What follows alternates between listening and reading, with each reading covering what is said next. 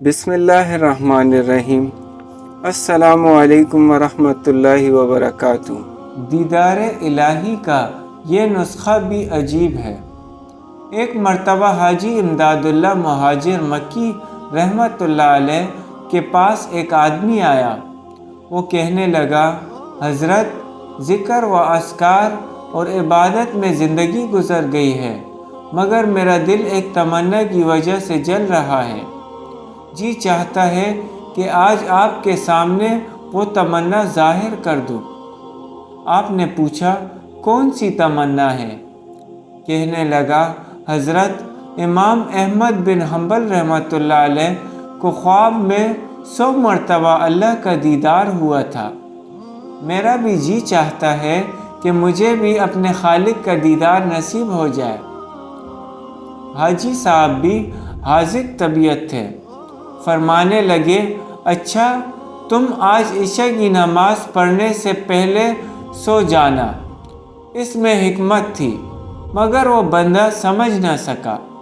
وہ گھر آیا، جب مغرب کے بعد وقت ہوا تو سوچنے لگا کہ حضرت نے فرمایا تھا کہ تم عشاء کی نماز پڑھے بغیر ویسے ہی سو جانا، لیکن فرض تو بالآخر فرض ہے، چلو میں فرض پڑھ کر سنت چھوڑ کر سو جاؤں گا اور بعد میں پڑھ لوں گا۔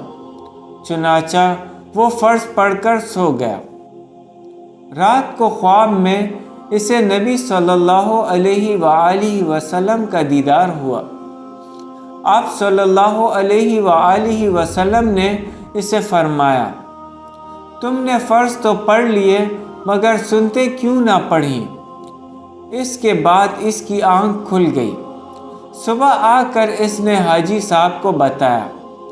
حاجی صاحب نے فرمایا، او اللہ کے بندے، تو نے اتنے سال نمازیں پڑھتے گزار دیے، بھلا اللہ تیری قضا ہونے دیتے؟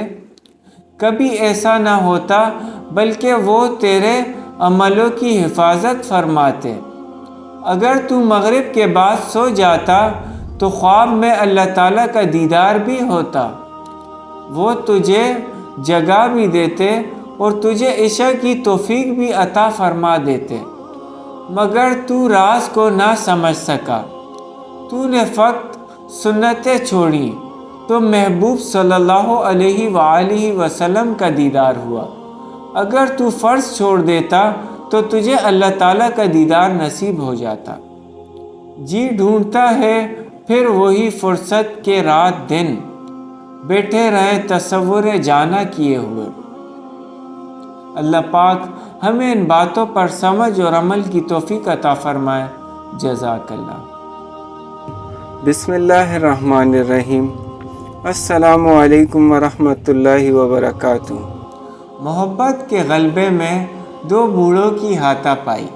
مقامات زواریہ میں ایک عجیب بات لکھی ہوئی ہے کہ ایک مرتبہ خانقاہ فیصلہ میں 2 بوڑھے آپس میں الجھنا شروع ہو گئے۔ دیکھنے والے بڑے حیران ہوئے کہ دونوں ظاہر میں بڑے نیک اور متقی ظاہر آتے ہیں اور اتباع سنت بھی ان کے جسم پر بالکل ظاہر ہے، مگر ایک دوسرے سے لڑ رہے ہیں۔ ایک اس کو تھپڑ لگاتا ہے، دوسرا اس کو لگاتا ہے، وہ اسے کھینچتا ہے اور وہ اسے کھینچتا ہے، اور کچھ باتیں بھی کر رہے ہیں۔ ایک صاحب قریب ہوئے کہ آخر بات کیا ہے؟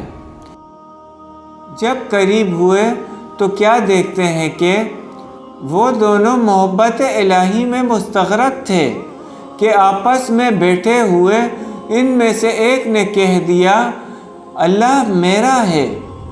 جب دوسرے نے سنا تو وہ الجھنے لگا کہ نہیں، اللہ میرا ہے۔